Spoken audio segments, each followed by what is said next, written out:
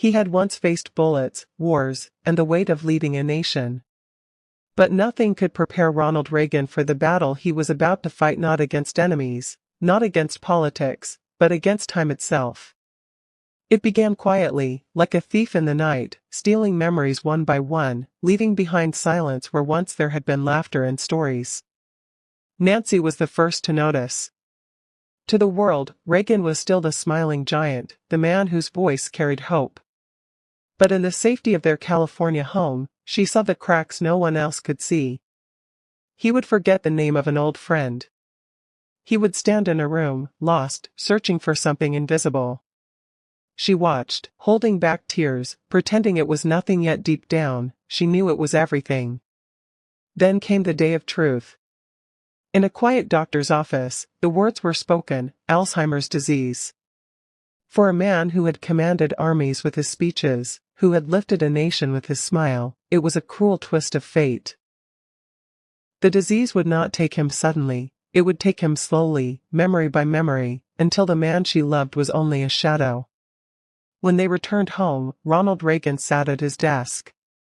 His hands trembled slightly, but his heart was steady. He took a pen and wrote a letter, not as a president, but as a man who knew the road ahead would be long and painful. I now begin the journey, he wrote, that will lead me into the sunset of my life. Every word was soaked in courage, every line a goodbye whispered to millions of Americans who loved him. Nancy read the letter with tears streaming down her face. She knew this disease would take away his words, his smile, the little moments they had once shared in abundance.